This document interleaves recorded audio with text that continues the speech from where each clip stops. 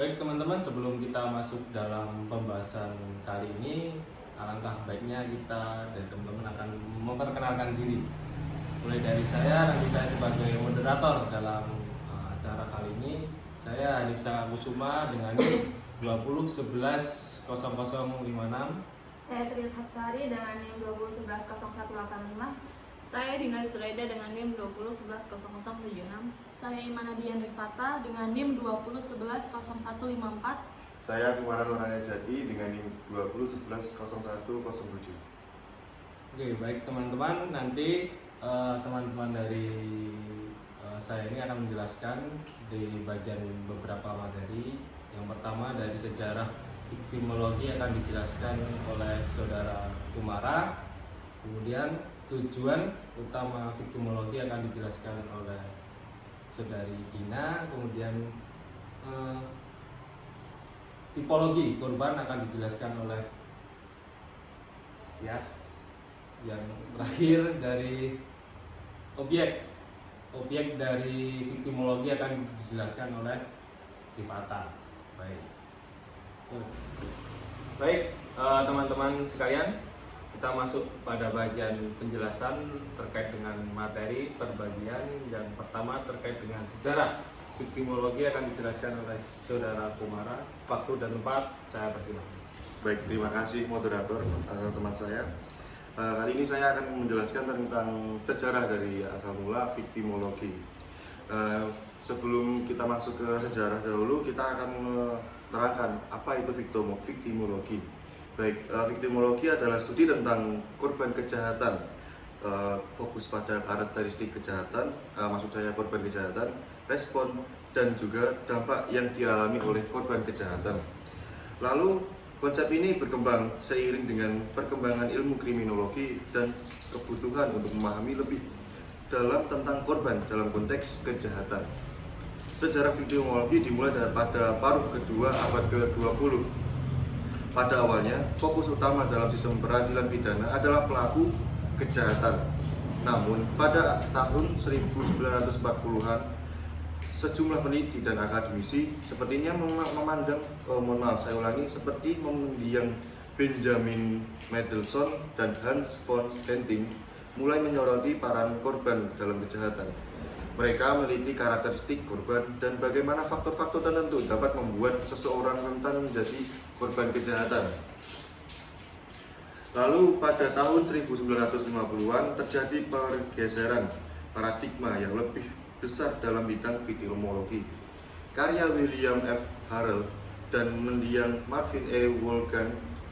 Wolfgang secara khusus menyoroti penelitian tentang korban kejahatan dan faktor-faktor yang dapat meningkatkan resiko seseorang menjadi korban.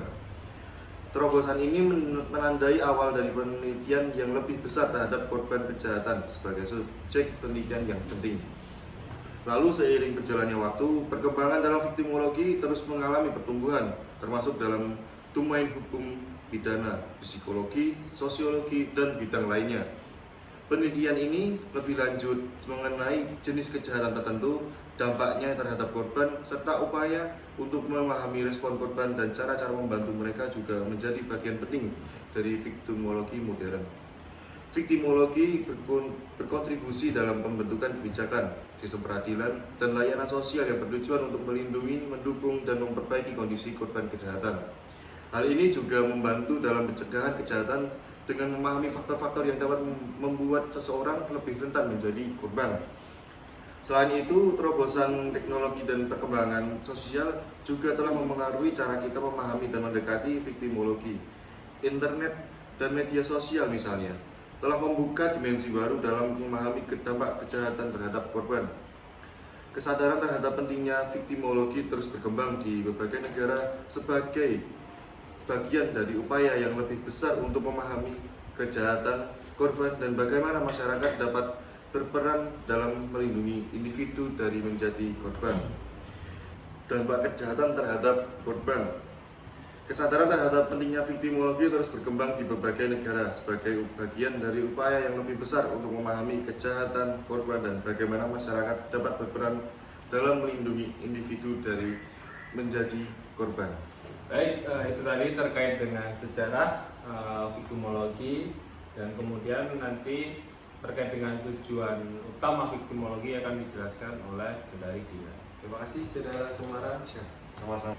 Oke, baik teman-teman, kita masuk dalam pembahasan terkait dengan tujuan utama viktimologi yang nanti akan dijelaskan atau dibahas oleh Saudari Dina. Waktu dan tempat saya persilakan. Tujuan utama viktimologi adalah memahami, menganalisis, dan merespon dampak kejahatan terhadap korban, serta memperbaiki kondisi mereka. Beberapa tujuan kunci dari bidang viktimologi meliputi: 1. Memahami pengalaman korban, analisis karakteristik korban, mengidentifikasi faktor-faktor yang membuat seseorang lebih rentan menjadi korban kejahatan. Respon korban, memahami tanggapan fisik dan psikologis yang dialami korban setelah mengalami kejahatan. 2. Mempelajari dampak kejahatan. Dampak fisik dan psikologis, menganalisis efek kejahatan terhadap kesehatan fisik dan kesejahteraan mental korban. Dampak sosial dan ekonomi, memahami konsekuensi sosial, finansial, dan hubungan interpersonal yang timbul akibat kejahatan. 3. Pemulihan dan dukungan korban. Layanan dan perlindungan korban, membangun sistem dukungan yang efektif untuk membangun korban mengatasi trauma, mendapatkan akses ke layanan kesehatan, hukum, dan dukungan psikologis.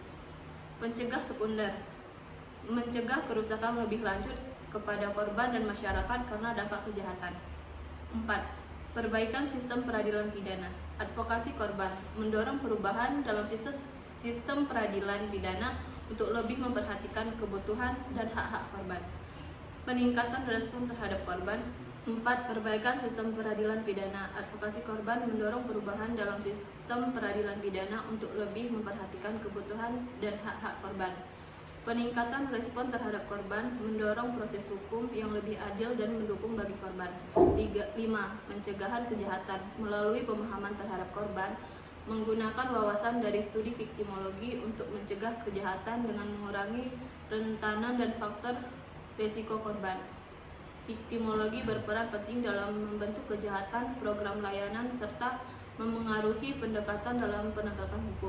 Dengan memahami korban kejahatan secara lebih baik, masyarakat dapat lebih baik melindungi mereka, menyediakan dukungan yang diperlukan, dan memperbaiki sistem hukum untuk lebih memperhatikan kebutuhan korban dalam proses peradilan pidana.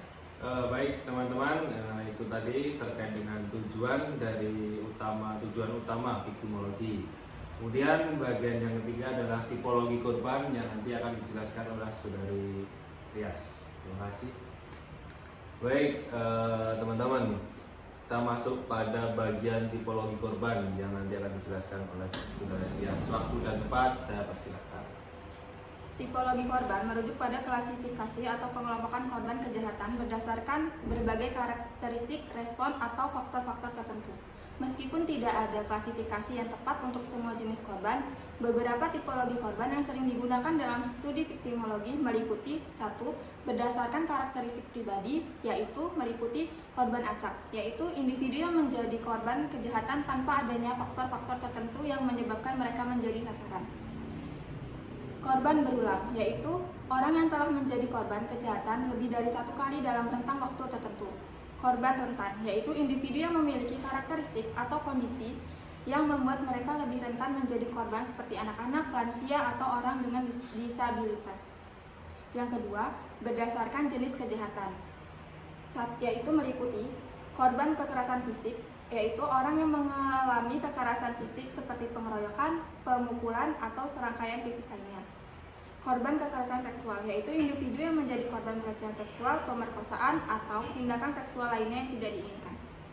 Korban kekerasan psikologis, orang yang mengalami kejahatan yang menyebabkan trauma psikologis seperti pelecehan verbal atau ancaman.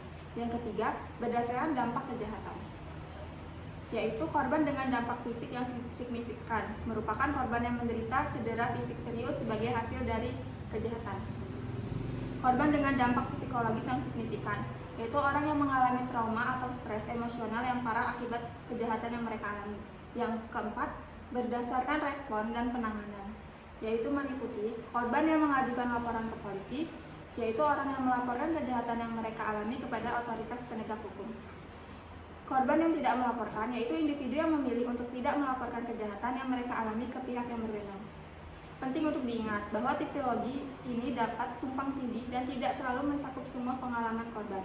Pengelompokan korban ke dalam kategori tertentu membuat dalam pemahaman dan memberikan dasar pengembangan layanan kebijakan yang lebih sesuai untuk membantu korban kejahatan dengan cara yang lebih efektif. Oke, baik teman-teman, itu tadi terkait dengan tipologi korban yang telah disampaikan oleh Saudari Yas. Terima kasih waktu dan tempat saya. Oke, baik teman-teman, kita di ujung pembahasan materi dari viktimologi, di mana Saudara Primata akan menjelaskan terkait dengan objek kajian viktimologi. Waktu dan tempat saya persilakan. Objek kajian viktimologi. Viktimologi memiliki berbagai pendekatan atau perspektif yang mencakup faktor-faktor seperti politik, ekonomi, keluarga, medis, pemerintahan, kepemimpinan, struktural, sosial, dan etnik. Ini mencerminkan keragaman dan kompleksitas studi viktimologi. Berikut adalah penjelasan singkat tentang beberapa dimensi viktimologi yang disebutkan. Yang pertama, viktimologi kriminal, fokus pada kejahatan. Mempelajari korban kejahatan termasuk karakteristik, respons, dan dampak mereka sebagai hasil dari tindakan kriminal. Yang kedua, viktimologi politik. Korban politik meneliti korban kejahatan politik atau tindakan kekerasan yang memiliki motif politik, termasuk penelitian tentang penganiayaan politik dan pembantaian. Yang ketiga, viktimologi ekonomi. Dampak ekonomi mempelajari bagaimana kejahatan dapat berdampak pada kondisi ekonomi korban, seperti kerugian finansial akibat pencurian atau penipuan. Yang keempat, ada viktimologi keluarga, dinamika keluarga, menyelidiki dampak kejahatan terhadap dinamika keluarga dan bagaimana keluarga mendukung atau merespons terhadap korban. Yang kelima, viktimologi medis, aspek kesehatan, mempelajari dampak kejahatan terhadap kesehatan fisik, mental korban, serta pelayanan medis yang diberikan kepada mereka. Yang keenam, viktimologi pemerintah, sistem hukum dan perlindungan, memeriksa peran pemerintah dalam melindungi korban, menegakkan hukum, dan memberikan akses keadilan bagi mereka. Yang ketujuh, viktimologi kedamaian, korban, konflik, dan perang, meneliti korban kejahatan selama konflik bersenjata atau perang, termasuk dampak jangka panjangnya. Yang kedelapan, viktimologi struktural. Faktor struktural menyelidiki pengaruh struktur sosial dan ekonomi terhadap tingkat kejahatan dan korban yang terlibat. Yang kesembilan, viktimologi sosial dan etnik. Korban berdasarkan kelompok sosial atau etnisitas, meneliti bagaimana faktor sosial dan etnis mempengaruhi tingkat kejahatan dan respons terhadap korban. Setiap dimensi viktimologi ini memberikan pandangan yang berbeda terhadap pengalaman korban dan membantu dalam memahami kompleksitas kejahatan serta dampaknya dalam berbagai konteks. Oke, baik teman-teman, itu tadi materi terkait dengan objek kajian viktimologi yang telah disampaikan oleh Saudari Rifata. Jadi tadi dari 4 bagian materi tadi sudah disampaikan oleh teman-teman. Baik. Oke, baik teman-teman. Tadi teman-teman dari saya sudah menyampaikan terkait dengan bagian-bagiannya. Yang pertama sejarah viktimologi, kemudian ada tujuan utama viktimologi, yang ketiga terkait dengan tipologi korban, dan yang terakhir terkait dengan objek kajian viktimologi. Maka dari itu terkait dengan video materi yang telah disampaikan telah selesai, di mana kita akan menutup acara pada siang hari ini, dan bye-bye.